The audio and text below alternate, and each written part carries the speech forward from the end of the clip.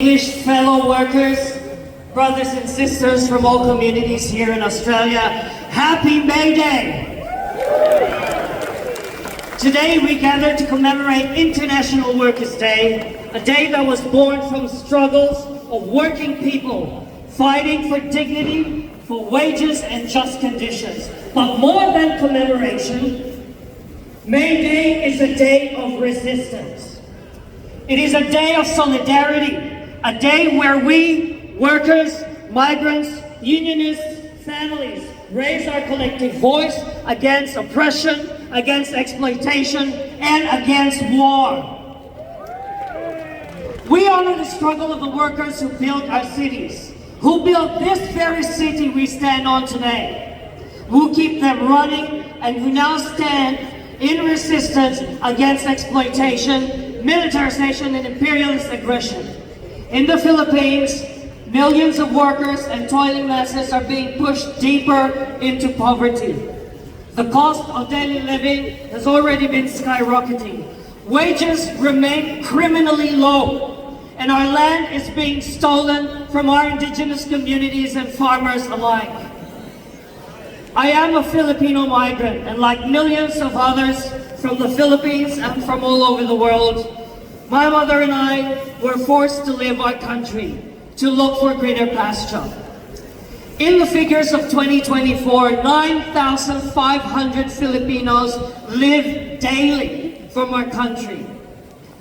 I may drive a car, I may have a job here, but I also feed hundreds of mouths back home. That's just the life of a migrant worker. That's right.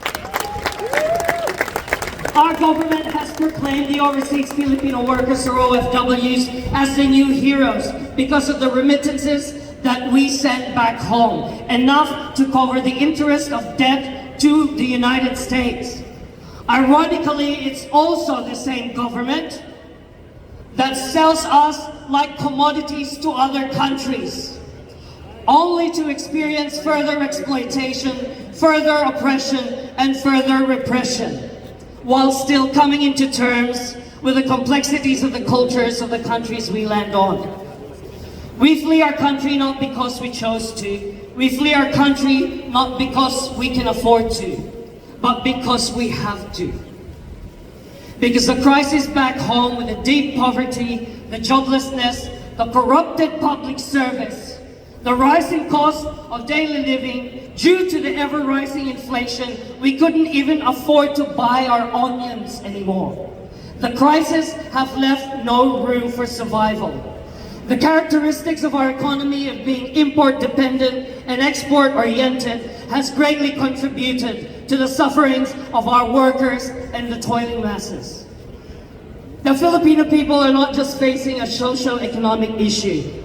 We are facing a war that is waged not only with bombs and bullets, but with hunger, displacement, and repression. And this war is simply not internal. This war is very much tied into the interests of the powerful foreign aggressors, most notably the United States imperialism. For decades, U.S. imperialism has maintained its grip over the Philippines through unfair economic policies, military aid, and large-scale war games like Balikatan, or Shoulder to Shoulder, the one that just commenced on the 21st of April. This year, the 40th of its kind, 17,000 troops from the US, from Australia, and from Japan.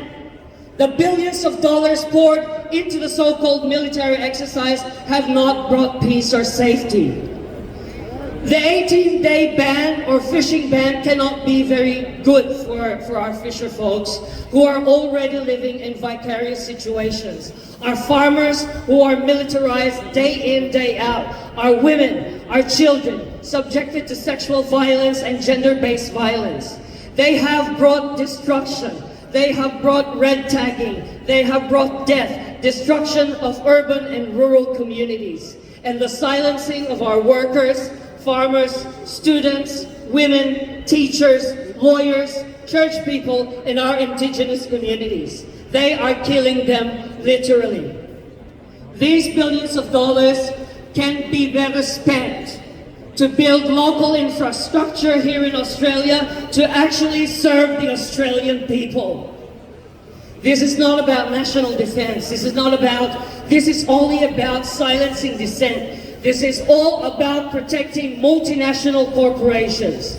This is about keeping the Filipino working class in chains while the elites grow fat on foreign aid and because of the military aid that we receive.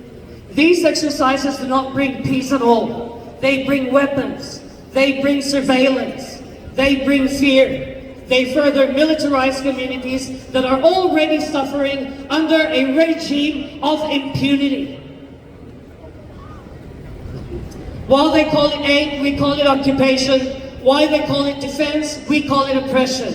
And while they call it protection, we call it provocation of war. So today, we are in solidarity with all the working migrants, with all the working Australians.